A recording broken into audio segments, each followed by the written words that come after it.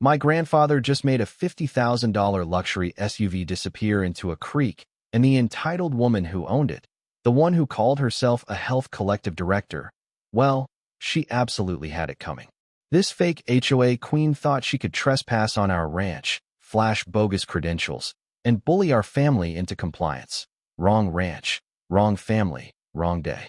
She parked that pristine white vehicle smack dab in our north pasture like she owned the damn place, then marched toward our house with the kind of smug intimidation that would make a loan shark blush. What she didn't know was that Pops had been watching from the barn, already firing up his trusty 1958 Allis-Chalmers tractor. The creek behind our property was running nice and deep that day. Comment below what state you're watching from, because what happened next turned that fraudster's luxury ride into an expensive, unforgettable lesson about Wyoming justice and hospitality. The morning started normal enough. I'm Tyler Garrett, and our ranch is everything to us. It's the quiet I came home to after years of service, the only place I feel truly grounded.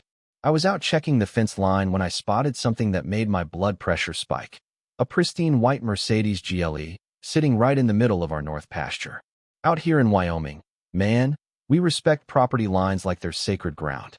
You just don't drive onto someone's land without permission, especially not in a vehicle that probably costs more than most folks make in 5 years.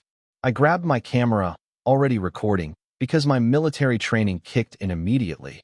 This was reconnaissance, and I didn't like being the target. As I approached, a woman in what looked like a lab coat, perfectly tailored and impossibly clean for the ranch, looked up, flashing a smile that was all teeth and absolutely no warmth. "Good morning. You must be the property owner. I'm Serafina Vance from the Vitality Assurance Guild. We're conducting environmental health assessments for the community's safety," she said, speaking with the kind of polished authority that makes people automatically assume she knew what she was talking about. But the way she held that testing device, like it was a prop rather than a tool, set off every alarm bell I had. "Ma'am, this is private property," I said, keeping my voice level. "I'm going to need to see some identification and an explanation of what authority you have to be here." Serafina's smile never wavered as she pulled out a laminated badge and a thick folder. "Of course, we're a private health initiative working in partnership with local homeowner alliances to identify potential environmental hazards. I have reports of elevated toxin readings from nearby properties, and we need to ensure there's no contamination spreading from this ranch." The mention of toxins made my chest tighten involuntarily. Chemical exposure during my last deployment had left me with scars, both physical and invisible.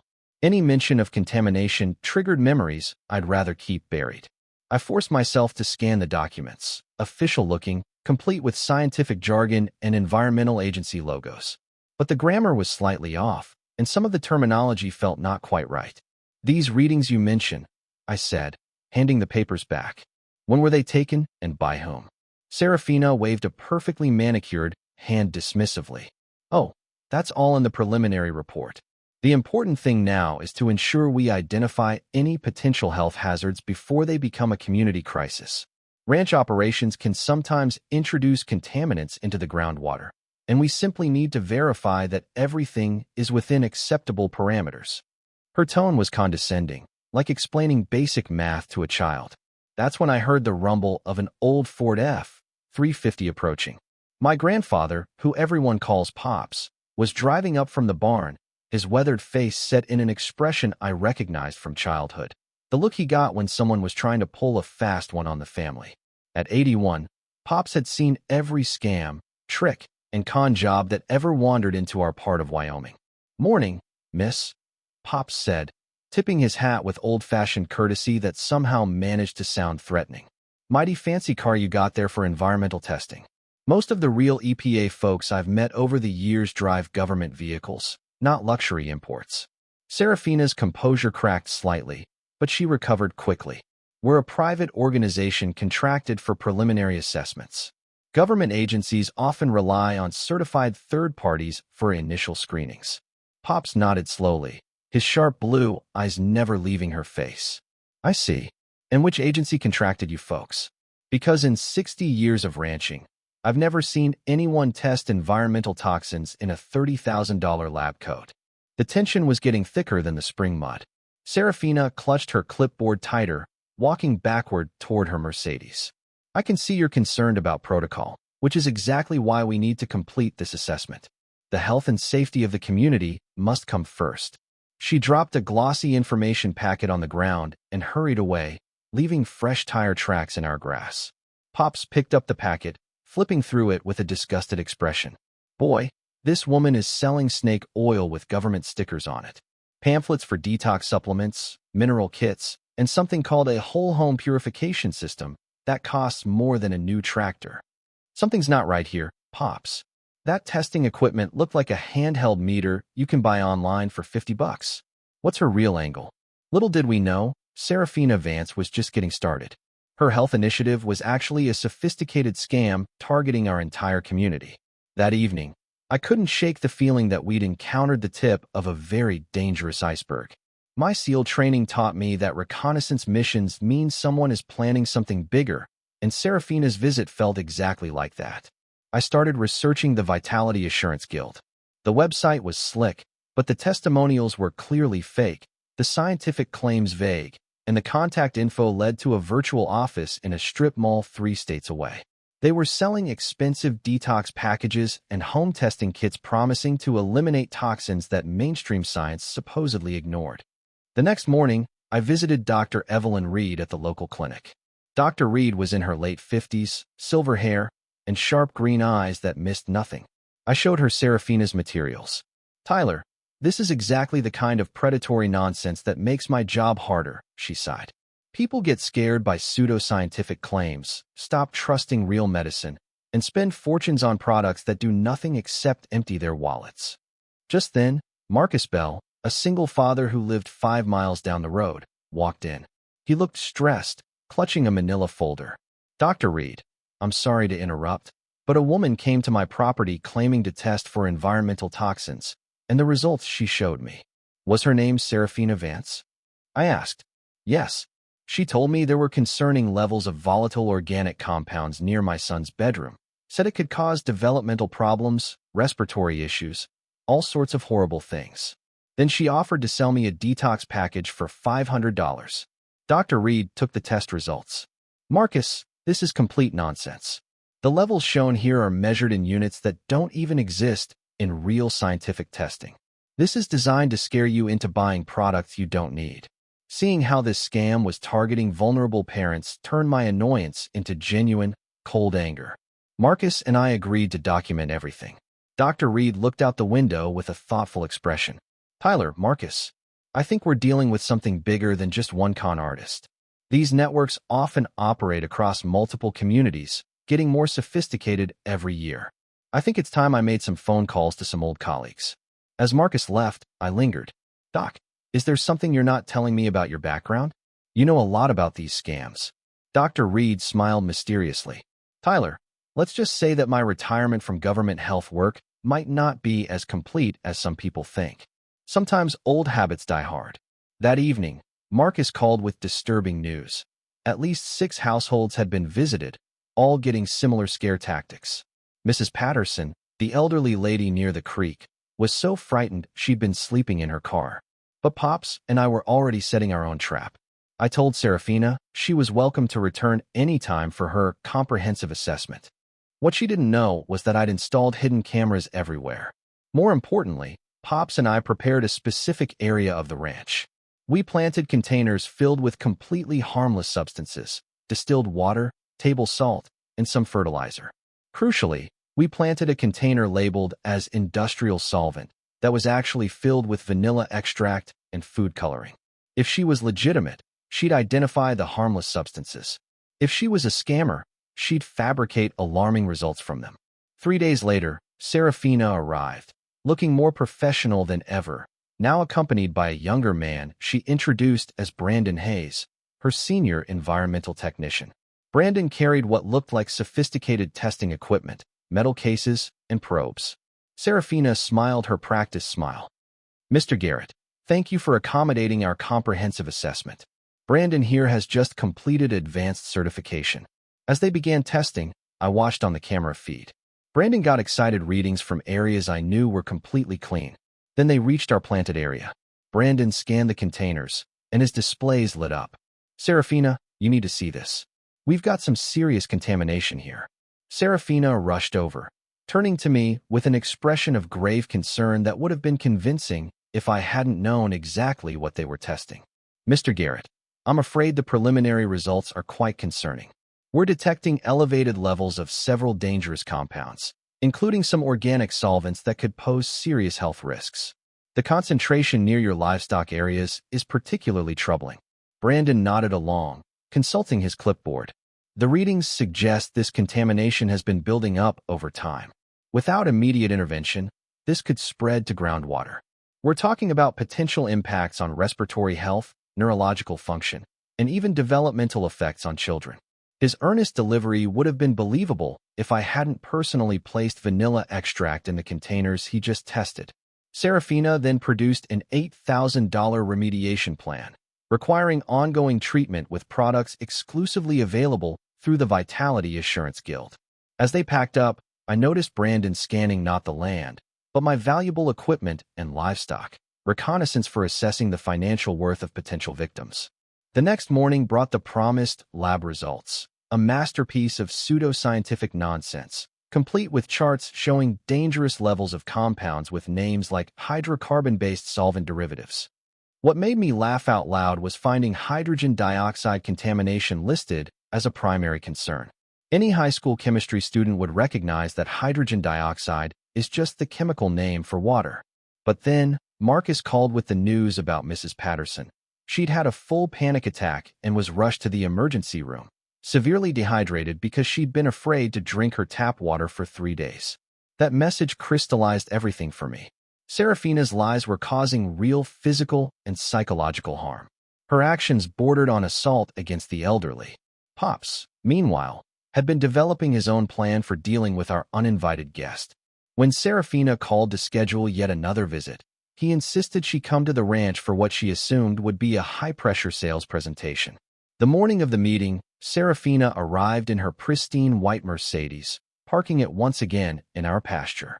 Pops and I watched from the barn as she set up a small table near her car, arranging her fake charts and product brochures. What she didn't notice was that Pops had positioned his old Alice Chalmers strategically, checking the pushing blade and testing the hydraulics. He'd been looking forward to this job with the enthusiasm of a man who'd waited his whole life for the perfect opportunity to teach someone an unforgettable lesson about karma. As Serafina called out that she was ready to begin her presentation, Pops started up the Alice Chalmers with a rumble that echoed across the property. "Tyler," he said with a grin, "I think it's time we taught this young lady about the consequences of disrespecting honest folks." Pops drove the tractor out of the barn at a leisurely pace, approaching Serafina's setup with the casual air of someone simply going about their farm chores. Serafina, absorbed in her pitch about $8,000 detox packages, didn't pay much attention until the tractor was directly behind her Mercedes. "Excuse me," Serafina called out, finally noticing the machinery. "I'm conducting important environmental health testing here. Could you please move your equipment away from my work area?"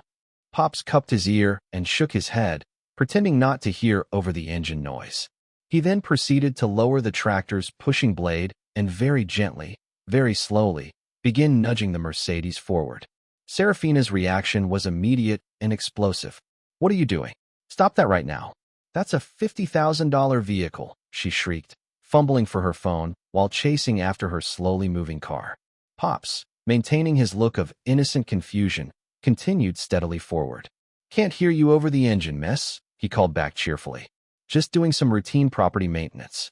Sometimes we get vehicles parked where they shouldn't be, and we have to move them to more appropriate locations." The Mercedes came to rest at the edge of the creek bank, its front wheels touching the water's edge. Pops shut off the tractor and climbed down with a satisfied expression. Serafina stood staring at her partially submerged luxury car, her fake professional composure completely shattered. Her perfectly styled hair was disheveled, and her clipboard of fraudulent documents was scattered across the ground. "You can't do this," Serafina screamed. "This is vandalism. This is destruction of property. You'll be hearing from my lawyers." Pops adjusted his hat. "Ma'am, I was just moving a vehicle that was illegally parked on private property. Seemed to me like you were getting ready to leave anyway, so I thought I'd help you get started toward the exit. Creek Road is right over there." Just then, Dr. Reed arrived. "Serafina," the doctor said calmly, "before you call anyone, you might want to consider the evidence we've gathered about your fraudulent activities. I think you'll find that authorities are more interested in prosecuting wellness fraud than investigating agricultural equipment operations on private property." Serafina's face went pale. Then Dr. Reed held out her biggest card. "You see, Serafina, my retirement from the CDC might not be as complete as you thought." The revelation that Dr. Reed was an active federal investigator hit Serafina like a physical blow. The confident wellness guru facade cracked completely, revealing something desperate and dangerous underneath. She stood in the muddy grass beside her ruined Mercedes, frantically calculating how quickly she could escape. Marcus called soon after. Serafina's team was now going door to door, claiming contamination required immediate evacuation, targeting vulnerable families with new, escalating lies, and demanding $10,000 for emergency detox protocol for the Johnson baby. "Tyler, the takedown happens tomorrow," Dr. Reed said after coordinating with federal agencies. "Serafina has made a critical mistake by targeting an infant with her scare tactics. Federal agencies take threats against children extremely seriously." The plan was elegant. Serafina had scheduled a community-wide emergency intervention at the local center. Federal agents would be positioned throughout the venue. Marcus, Mrs. Patterson, and other affected families would attend, wearing hidden recording devices. The next morning, I was positioned in the community center balcony with long-range camera equipment. Pops was on backup recording duty. Serafina launched into her presentation, demanding $10,000 for an accelerated detox protocol for infants. That's when Dr. Reed stood up from her seat. "Ms. Vance," she said in a voice that carried clearly, "I think it's time you met some colleagues of mine who are very interested in your work." The doors to the community center opened, and federal agents marked with FBI and CDC logos entered. Serafina froze, the color draining from her face. "Serafina Vance," announced the lead FBI agent, "you're under arrest for conspiracy to commit fraud, false impersonation of federal officials, and violations of consumer protection statutes." The arrest proceeded. Mrs. Patterson's testimony about the psychological trauma was particularly powerful, as was Marcus's detailed documentation of the targeting. Our community experienced a collective sense of relief and vindication. The weeks following Serafina's arrest brought a sense of renewal. She was facing multiple federal charges, including elder abuse. Her technician, Brandon, cooperated with authorities, revealing the full scope of their multi-state network. The Vitality Assurance Guild was revealed to be a criminal organization. Dr. Reed transitioned from undercover work to open community education, organizing workshops to help residents recognize wellness fraud. Marcus and I established the Wyoming Rural Fraud Prevention Network. Pops, meanwhile, became a local legend. Visitors would often stop by the ranch just to see the creek where the environmental scammer got her comeuppance. The site where Serafina's Mercedes ended up became an unofficial community landmark, complete with a small plaque that read, "Beware. This area is contaminated with the remains of fraudulent environmental claims." Serafina was sentenced to 5 years in federal prison and ordered to pay full restitution. As I stood in our pasture one evening, watching the sun set over the creek, I reflected on how much had changed. Our community was stronger, more connected. I'd learned that the skills and instincts I developed in the military weren't just useful for combat. They were valuable tools for protecting and serving in civilian life. So remember, folks, health scams prey on our deepest fears about protecting ourselves and our families. But when communities unite with real science and healthy skepticism, we can protect each other from those who would exploit our vulnerabilities. Real health experts don't park in your pasture and demand money for detox packages. And sometimes, you just need an old cowboy with a tractor to remind people about basic Wyoming justice. The next time someone shows up at your door claiming to detect invisible environmental threats that only they can fix for a substantial fee, remember Serafina Vance and her Mercedes swimming with the fishes. Because if there's one thing we've learned in Wyoming, it's that the best way to detox your community is to remove the real toxins, the people who profit from fear, ignorance, and the exploitation of vulnerable neighbors.